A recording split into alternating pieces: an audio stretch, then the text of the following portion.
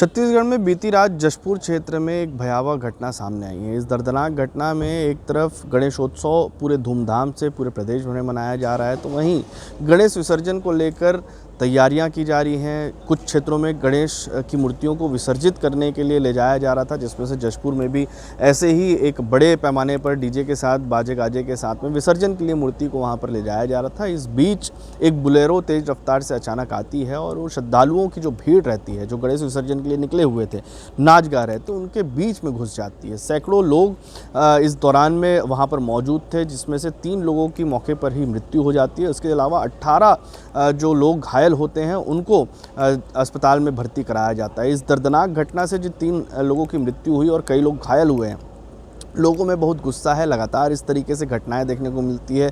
एक तरफ सड़कों पर जो भीड़ है उसको कंट्रोल करने के लिए ट्रैफिक पुलिस जो है वो उनकी जो मुस्तैदी होती है वो कम पड़ती हुई नज़र आती है, और दूसरी तरफ तेज़ रफ्तार पर जो लगाम लगाने की कवायद है, भले ही सरकार की तरफ से ट्रैफिक पुलिस जो है वो कोशिशें करती है कि बड़ी पेनल्टी उन पर लगाई जाए, लोगों को सतर्क किया जाए, लोगों को सीट बेल्ट पहनने और हेलमेट पहनने की नसीहत दी जाए, लेकिन इस तरीके के हादसे ये बताते हैं कि लोग अब भी जागरूक नहीं हुए हैं और लोग लगातार लापरवाही पूर्वक गाड़ी चला रहे हैं। हो सकता है आने वाले दिनों में इस घटना को रोकने के लिए बड़े पैमाने पर कड़ी कार्रवाई की जरूरत हो, लेकिन फिलहाल इस दुखद घटना को लेकर मुख्यमंत्री विष्णुदेव साय ने भी चिंता जाहिर की है। उन्होंने भी श्रद्धांजलि उन तमाम लोगों को दी है और उसके साथ में दुख व्यक्त किया है। उन्होंने कहा है कि जो घायल है उनके बेहतर इलाज के लिए हर संभव व्यवस्थाएं जो है वो की जा रही हैं। सुन लीजिए क्या कह रहे हैं। इसकी मुझे जानकारी है और हमने जिला प्रशासन से भी बात किया है।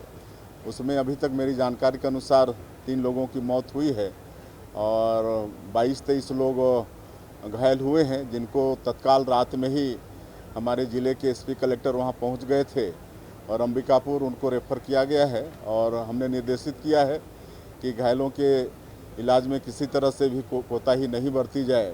अगर उनको अंबिकापुर से भी और आगे कहीं रायपुर भी रेफ़र करना पड़े तो भी करें, लेकिन कहीं कोताही नहीं होना चाहिए इलाज में, और इलाज उनका ठीक से हो रहा है। जाहिर है इस घटना के बाद से आने वाले दिनों में लगातार गणेश विसर्जन को लेकर कई क्षेत्रों पर बड़े आयोजन होते हैं, जिसमें प्रमुख आयोजन राजधानी रायपुर और राजनांदगांव में देखने को मिलता है। यहाँ पर हज़ारों की संख्या में प्रदेश भर से लोग इकट्ठा होते हैं, बड़ी बड़ी झांकियाँ निकाली जाती है, घंटों तक यानी कि पूरी देर रात तक जो आयोजन है वो किया जाता है। ऐसे में इस तरह की घटनाओं से जो वो क्षेत्र हैं जिन क्षेत्रों पर गणेश विसर्जन छोटे पैमाने पर होता है, लेकिन वहाँ पर इस तरीके के हादसे लगातार देखने को मिलते हैं। तेज़ रफ्तार गाड़ियों का नियंत्रण देखने को मिलता है। इस घटना को रोकने के लिए किस तरीके की मुस्तैदी प्रशासन द्वारा की जाएगी, ये भी एक अभी तक गंभीर सवाल बना हुआ है।